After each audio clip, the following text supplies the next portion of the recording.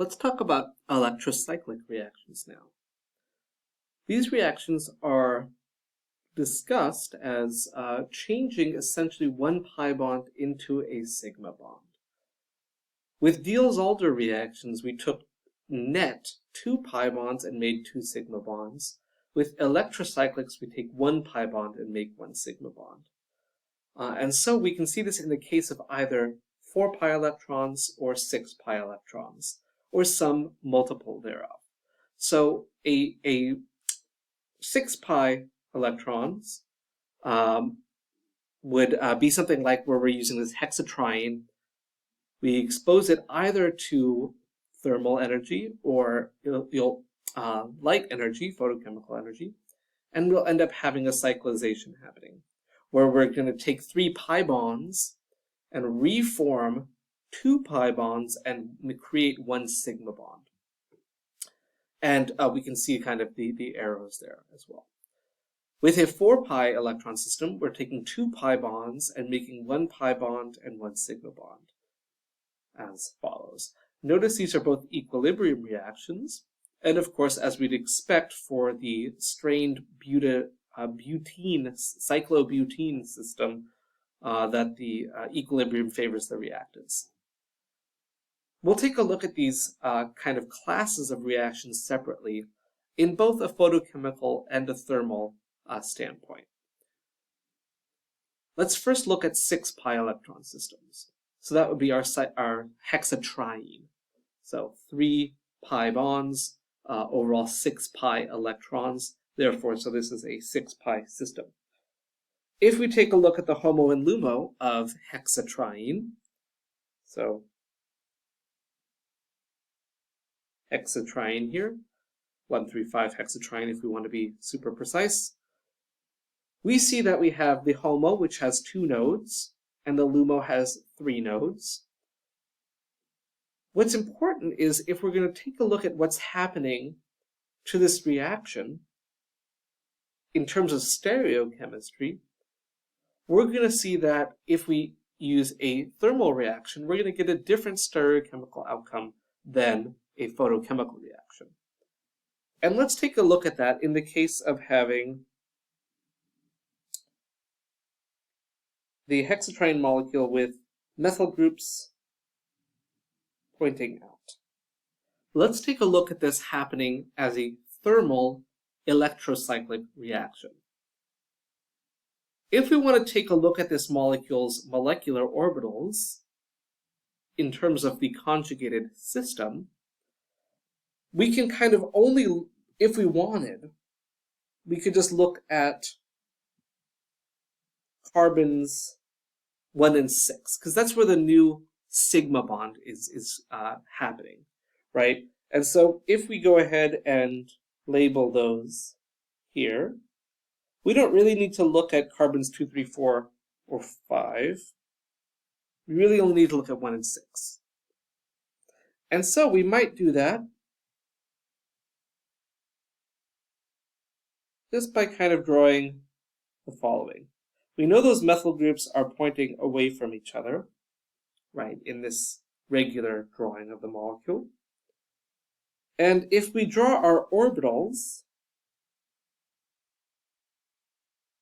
if we draw orbital 1, we have a purple on top, and orbital 6, we have a purple on top, looking at the normal HOMO, because that's the orbital that's going to be taking, that's going to be used in our thermal reaction.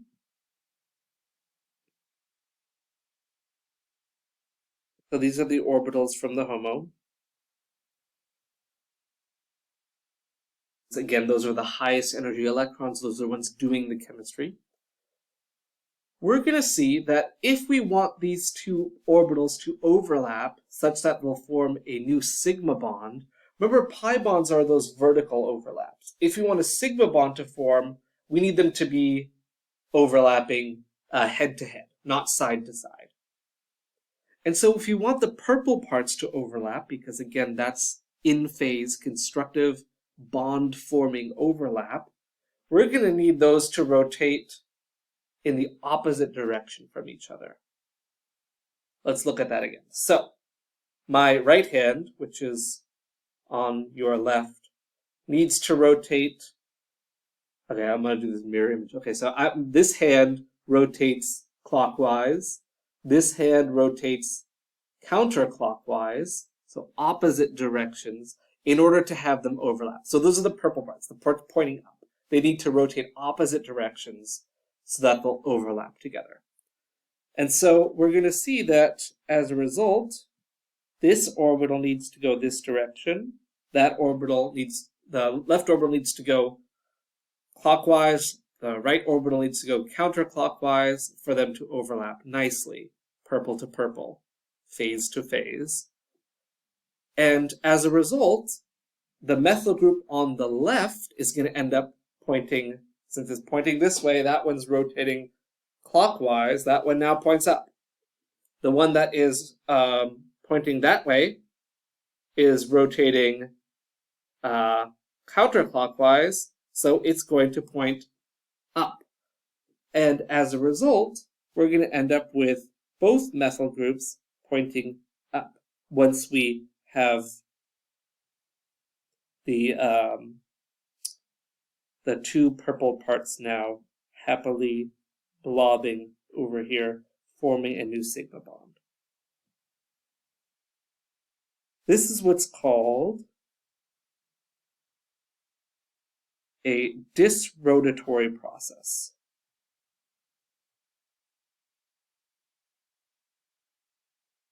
Because they are rotating opposite directions of each other. And as a result, we get both methyl groups pointing up. Of course, if we were so inclined, we could have had the green parts overlap instead of the purples. Doesn't matter. The point is purple needs to overlap with purple, green with green. It doesn't matter which phase overlaps as long as they are the same phase. And as a result, if we take a look at the cyclization happening here,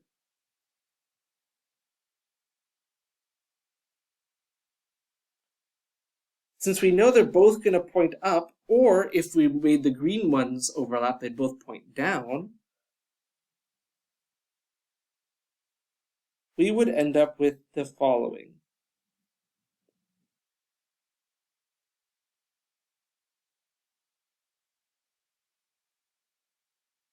Or of course we would have the enantiomer of this, right? The down pointing ones. Of course, this is a meso compound, so there isn't really an enantiomer.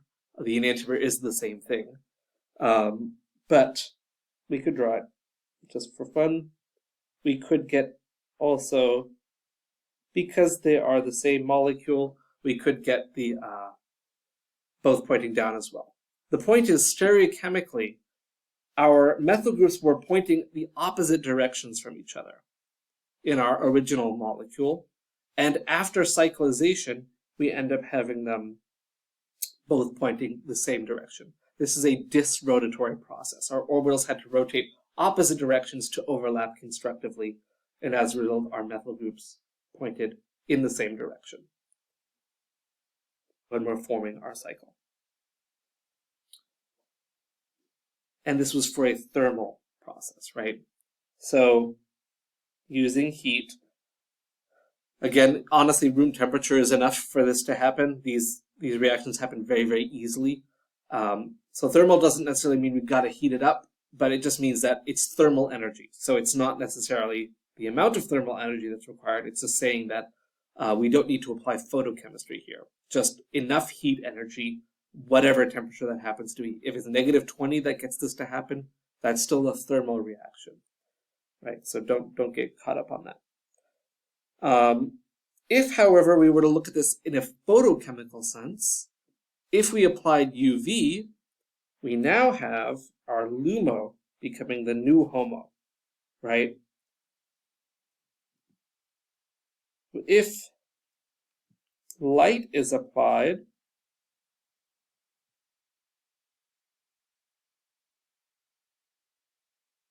we now have this as our new HOMO. we're going to move an electron from HOMO to LUMO, and now we have a new HOMO as a result, a new highest occupied orbital. And if we take a look at the same molecule, so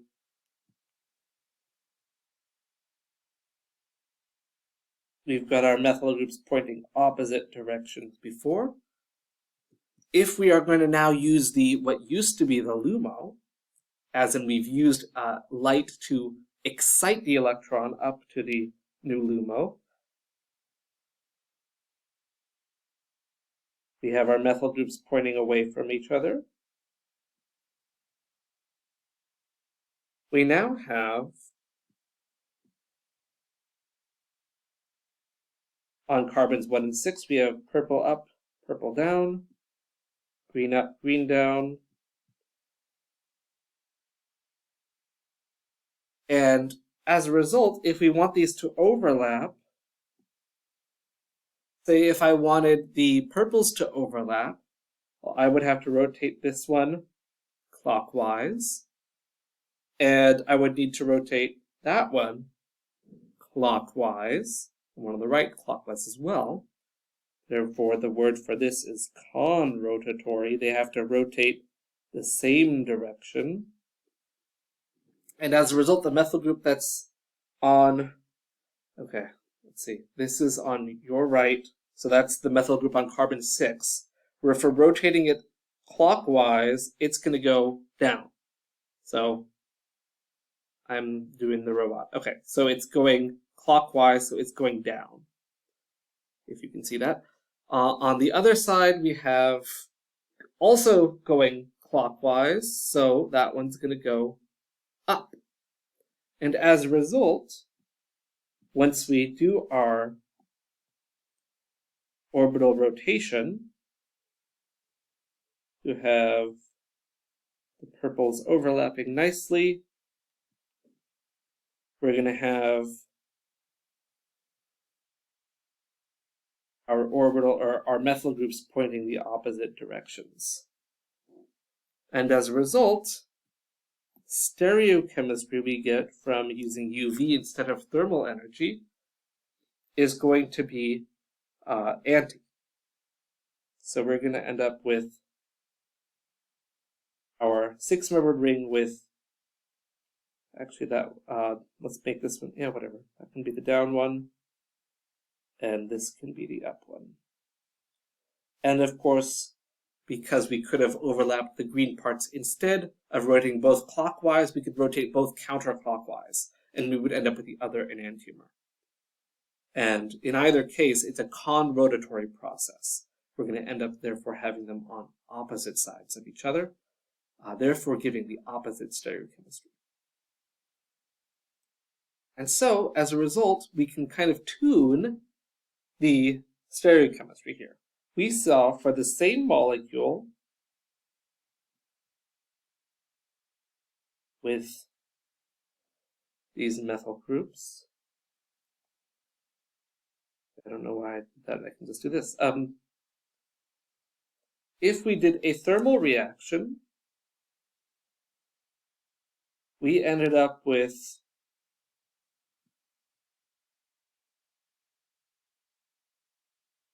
having two syn methyl groups, whether those are wedges or dashes.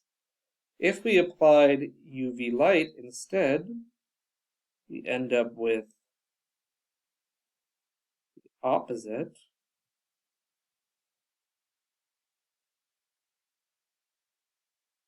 We end up with a conrotatory process. And interestingly, we'll see that in order to go backwards out of this process, if we wanted to say, let's now take our products and force them to go in reverse, we could see that if we wanted, again, the equilibrium is still favoring the cyclic product. But if we did the opposite, if we took our product from the thermal reaction and applied UV, I want you to take a look at the orbitals on your own. You'll see that you'll end up with the opposite product here. Okay, let's see if I can't make this work. You end up getting the opposite product out if we try and do UV.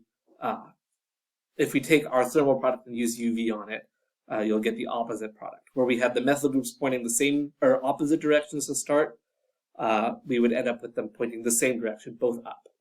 Whereas in our original molecule, we have one methyl up, one methyl down. Again, just in the visual there. And interestingly enough, if we take our photochemical product and use heat on it, we'll end up with the kind of syn of the non-cyclic triene. And so we have interesting things happening here. So we take a particular triene, apply heat to it, we get a cyclic compound, an electrocyclic reaction happening. We could reverse that using UV if we wanted, and we would end up with a different triene than we started with, and in the opposite case from before. So take a look at the orbitals, and you'll see that it makes sense. And in the next video, we'll take a look at the same thing, but for 4 Pi electron systems instead.